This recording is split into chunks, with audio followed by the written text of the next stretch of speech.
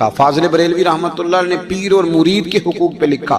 اعلیٰ حضرت نے شرطیں بیان کی مرید کس کا ہونا ہے, شرائط. فرمایا سب سے پہلے 4 شرطیں دیکھو پھر بیعت کرنا. پہلی بات یہ کہ وہ بندہ اتنا عالم ہے کہ ضرورت کے مسئلے بتا سکے, جاہل کی بیعت جائز نہیں. اور دوسرے نمبر پہ فرمایا یہ بھی دیکھو کہ اعلانیہ گناہ تو نہیں کرتا, ظاہری طور پر شریعت کا پابند ہے. تیسرے نمبر پر یہ دیکھو اس کا سلسلہ متصل ہے, باقاعدہ کسی سے مرید ہوا ہے, سلسلہ اوپر تک صحیح چل رہا ہے. اور فرمایا چوتھا یہ ضرور یاد رکھنا کہ خلیفہ مجاز ہو, کسی شیخ کامل نے اسے اجازت بھی اپنی مرضی سے نہ بن کے بیٹھ گیا ہو کہ مجھے تویز مل گئے ہیں, یہ نہ ہو. فرمایا ان چیزوں کو دیکھو اور پھر پوری پابندیاں لگائیں. کسی نے پوچھا پیر اور مریدنی کا پردہ ہے, تو اعلیٰ حضرت فرمانے لگے نبی پاک کی جو بیویاں ہیں نا وہ مومنوں کی مائیں ہیں, ان کو قرآن نے مائیں کہا ہے, تو اگر اس ماں کا بیٹے سے پردہ ہے تو پھر مریدنی کا پیر سے پردہ کیوں نہیں. فرمایا واجب ہے مریدنی کے لیے پیر سے پردہ کرنا, واجب ہے. آپ کو ایک بزرگ تھے, انہوں نے اپنے ہاں جلسے پہ بلایا, جب آپ پہنچے تو وہ عورتوں کو ننگے منہ تعویذ دے رہے تھے. آپ نے دور سے دیکھا تو واپس آ گئے. وہ دوڑے پیچھے, کہنے لگے مولانا کچھ تو خیال کریں, لوگ کیا سوچیں گے, ایسے چلے گئے. تو آپ فرمانے لگے شاہ جی آپ نبی پاک کی شریعت کا خیال نہ کریں تو میں آپ کا خیال کروں, شریعت اسلامیہ کا خیال نہیں کر رہے, بے پردہ عورتوں میں بیٹھے ہو. وہ کہنے لگے میں توبہ کرتا ہوں, آج کے بعد نہیں کروں گا. فرمایا پھر ہاتھ بڑھائیے, پھر میں آپ کے ہاتھوں کے بوسے لیتا ہوں. اس لیے کہ اگر آپ مان گئے ہیں تو پھر ہمارا اختلاف نہیں. ساری زندگی دین کی پہرے داری کی.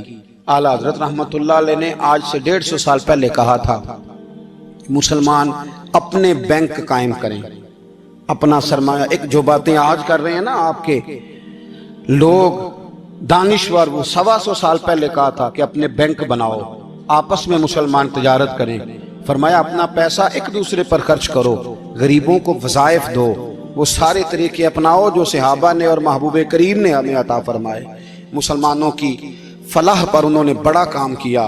وہ زمانہ اقبال پہلے کہا کرتے تھے سارے جہاں سے اچھا ہندوستان ہمارا, پھر اللہ نے توفیق دی تو کہنے لگے نہیں خاص ہے ترکیب میں قوم رسول ہاشمی. اعلیٰ حضرت اسی زمانے سے کہہ رہے تھے نہیں بھائی جو مصطفیٰ کے غلام ہیں ان کا منصب اور معیار الگ ہے. بڑی محبت سے زندگی گزاری, اللہ سے بڑا ڈرتے تھے. سید ایوب علی رضوی صاحب آپ کے خلیفہ ہیں. وہ کہتے ہیں ایک چھوٹا سا بچہ صبح صبح آ گیا, کہنے لگا حضور آپ کی کل دعوت کرنی, آ جائیں گے؟ آپ نے فرمایا آ جاؤں گا. کہنے لگا میں یتیم ہوں, باپ میرا فوت ہو گیا اور میرا بڑے دل کرتا ہے آپ سے محبت ہو گئی. فرمایا کب آؤں؟ اس نے کہا کل آ جانا. کیا کھلاؤ گے؟ تو چنے کی دال اس نے جھولی میں ڈالی. کہنے لگا حضور میں لے آیا ہوں, رات کو بھگاؤں گا, کل آپ کو کھلاؤں گا. آپ بیمار رہتے تھے, دوپہر کو سوجی کے بسکٹ کھایا کرتے تھے. سید صاحب کہتے ہیں جب وہ جانے لگا تو اعلیٰ حضرت فرمانے لگے اگر اجازت دو تو ایک بندہ ساتھ لے آؤں. کہنے لگا لے آؤ. فرماتے ہیں اس کے گھر گئے تو اندر بیٹھنے کی جگہ بھی نہیں تھی.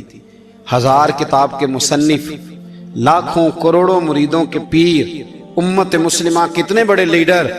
کہتے ہیں اس نے نا باہر گلی کے باہر دروازے کے باہر چٹائی بچھا دی. کہنے لگا حضور اندر جگہ نہیں ہے, میری اماں ہیں اور آپ عورتوں سے بڑا پردہ کرتے ہیں. اعلیٰ حضرت باہر بیٹھ گئے زمین, اس کو کہتے ہیں لاجپال پیر. باہر بیٹھ گئے, وہ چنے کی دال لایا اور باجرے کی موٹی روٹیاں. آپ کو تکلیف رہتی تھی پیٹ میں, آپ وہ چیزیں استعمال نہیں کرتے تھے, پر 1.5 روٹی کھائی. کھانے کے بعد کہا جائیں. کہنے لگا نہیں میری اماں آگ جلا رہی ہے, چائے پی کے جانا. وہ چائے آئی, جو بندہ سڑک سے گزرتا حضور جہاں بیٹھنے, فرمایا جاؤ کام کرو, دعوت ہماری ہے تمہاری نہیں, جاؤ اپنا کام کرو. وہاں بیٹھ کے کھانا کھایا. جب واپس نکلے تو اس بچے نے اجازت دی جائیے. واپس آئے تو کچھ چہرے پہ کمزوری کے آثار تھے, کچھ تکلیف پیٹ میں شروع ہو گئی. سید صاحب کہنے لگے حضور آپ نے کیا کیا, بیمار ہو جائیں گے. فرمانے لگے ایوب علی یار بیماری تو ٹھیک ہو جائے گی, پر تو نے دیکھا نہیں یتیم کا دل کتنا راضی ہو گیا ہے, کتنا راضی ہو گیا اس کا دل, کتنا وہ خوش ہوا ہے. اور فرمایا جب یتیم راضی ہوتا ہے تو اللہ بھی راضی ہوتا ہے, اللہ کے نبی بھی راضی ہوتا ہے. بڑی پرہیزگاری والی زندگی گزاری. 3 باتیں ان کی زندگی کا اصول تھا. ایک فرماتے تھے تمسک بالدین کرو, مضبوطی کے ساتھ دین کو پکڑ لو. اور دوسرا فرماتے تھے جو اللہ رسول کے دشمن ہیں ان سے ہمیشہ بچو, جو ذرا بھی کہیں بے ادبی کرے اس سے پرہیز کرو. اور تیسرے نمبر پہ فرماتے تھے اگر سکھی جینا چاہتے ہو تو عشق رسول میں جینا. لوگ کہتے ہیں نماز میں دل نہیں لگتا، محفل میں سرور نہیں آتا، ہم جب اینک تنقید کی لگا کے جاتے ہیں تو کیسے مزہ آئے گا؟ جب ہم سامنے والے کو اچھا ہی نہیں سمجھ رہے، سب سے اچھے ہم خود ہیں۔ میں اکثر کہا کرتا ہوں کہ جب تک ہم تھوڑا سا نیچے بیٹھ کے اوپر نہیں نہ دیکھتے، بندے ہمیں بڑے نظر نہیں آئیں گے، چھوٹے چھوٹے نظر آئیں گے۔ ہم ہمیشہ اوپر کھڑے ہو کے نیچے دیکھتے۔ مہربانی فرمائیں۔ بڑی شاندار بات لکھی اعلیٰ حضرت بریلوی نے ملفوظات شریف میں۔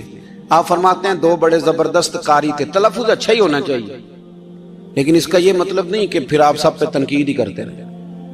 اعلیٰ حضرت فرماتے دو قاریوں نے نا ایک بزرگ کے پیچھے نماز پڑھی، تو ان کے نا کچھ قواعد مستحب، کچھ قواعد ٹھیک نہیں تھے، تو کہنے لگے شہرت تو بڑی سنی تھی، پر بابے کو تو قرآن بھی صحیح نہیں پڑھنا تھا۔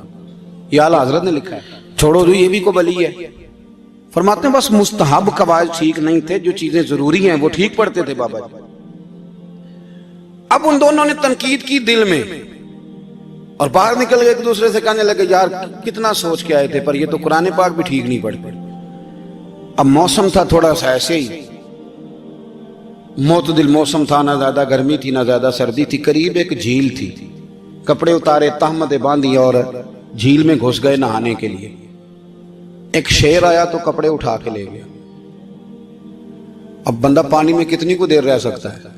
موسم بھی معتدل تھا، بڑی گرمی میں بھی بندہ زیادہ نہیں رہ سکتا، ٹھٹھرنے لگے، پریشان ہو گئے، کانپنے لگے، جائیں تو کدھر جائیں، بڑے پریشان۔ اب شیر بیٹھا ہے سامنے اور پہاڑی کے اوپر وہ بیٹھا کپڑے لے کے۔ اعلیٰ حضرت فاضل بریلوی رحمت اللہ تعالیٰ علیہ فرماتے ہیں کسی نے جا کے بزرگوں کو بتایا کہ وہ آپ کے مہمانوں کے کپڑے لے گیا شیر، تو ٹھٹھر رہے۔ وہ بزرگ آئے اور آ کے نا تو شیر کو آواز دی، اللہ ہر مشکل دی کنجی یارو ہاتھ مرداں دے آئے۔ شیر کو آواز دی، کہنے لگے ادھر آئے نا، وہ آیا تو تھپکی